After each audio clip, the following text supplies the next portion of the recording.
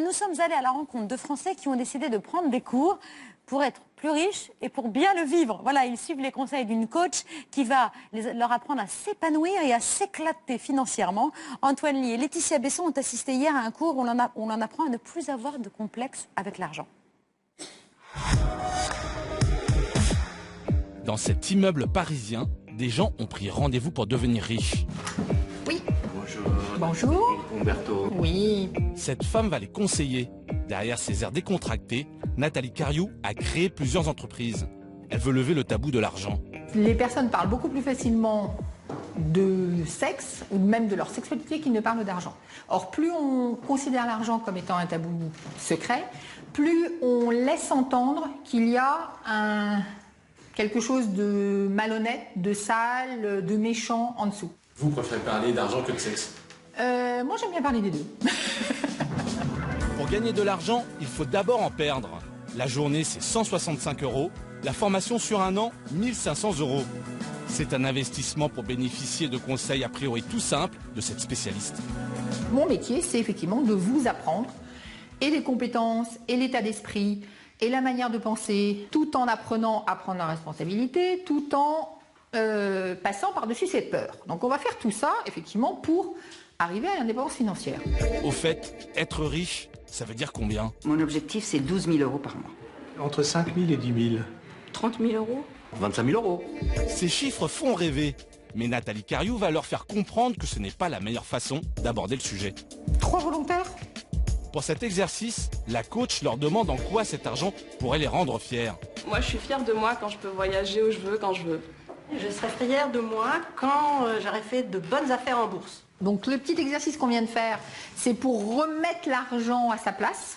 Avoir de l'argent, c'est je regarde mon compte en banque et plus ça monte, plus je suis contente. Être riche, c'est je sais quels sont mes besoins, je sais que je dois les financer et j'ai ce qu'il faut pour financer mes besoins. C'est vraiment totalement différent en termes d'approche. Tous les stagiaires ont décidé de participer à ces cours suite à une prise de conscience. Il y a eu un déclic, oui. Oui, c'est-à-dire qu'à un moment donné, je me suis dit, qu'est-ce que je fous là sur cette terre? Qu'est-ce que je fous là? Bon, je vaux plus que ça. Il y a même pas un an, je me suis retrouvée à la rue. Je sais pas ce que j'ai fait de mon argent. Je sais que j'en ai eu, mais j'ai aucune idée de ce que j'en ai fait, monsieur. Et c'est terrible, ça. Et là, je me suis réveillée. J'ai dit non. Plus jamais de ma vie, monsieur, je vais me retrouver dans la rue. La coach propose alors un exercice pour tester leur attachement à l'argent. Elle leur demande de prendre le plus gros billet en leur possession. Et vous allez donner ce billet à quelqu'un. Donner son plus gros billet à un inconnu, l'exercice a de quoi surprendre. Les gens qui viennent ici pour gagner de l'argent, là, ils vont repartir plus pauvres. Ah non, ça c'est ce que vous croyez. Oui. Ça c'est les apparences. Ce que vous touchez du doigt là, c'est l'énergie de l'investisseur.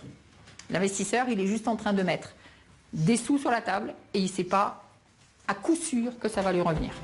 Le business de cette conseillère a encore de l'avenir. Un récent sondage révélait que 76% des Français rêvaient de devenir riches.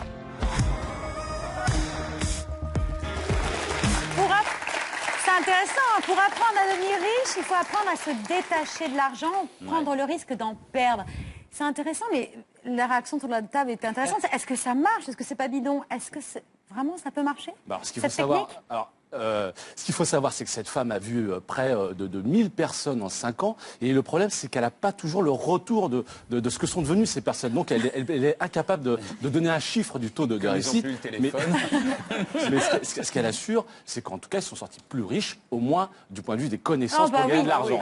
Ah oui, elle s'en sort bien. Hein. Quelle pirouette. Elle a quand même donné quelques exemples de certains de ses stagiaires qui ont fait grossir leur compte en banque. Ouais, c'est vrai qu'elle nous a parlé de cet homme qui était au RSA, qui gagnait environ 500 € par mois et qui, après un an de formation avec elle, était passé avec, avec un revenu de 4 000 €. Il y a aussi cette jeune avocate qui avait un salaire mensuel de 2 000 € et qui, elle, après sa formation, avait gagné un salaire mensuel de 10 000 €.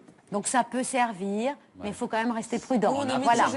Ça peut paraître léger comme formation. Moi, j'assistais à ce premier cours. C'est vrai qu'il y a des généralités, mais en même temps, ce sont des gens qui démarrent dans cette formation-là. Et en fait, il faut qu'ils apprennent déjà à modifier leur rapport à l'argent, parce que c'est vrai que c'est pas évident de se détacher de cet argent pour l'investir. C'est la première chose lorsqu'on veut bien fructifier l'argent. C'est ta cousine. Tu peux nous le dire, on le sait.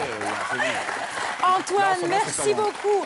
Alors, Antoine, franchement, c'est un déontologue. Alors là, on ne prendra jamais la main dans le sac à faire la publicité de sa cousine. Pas d'accusation de ce genre. Merci Thomas. Merci Antoine pour ce sujet.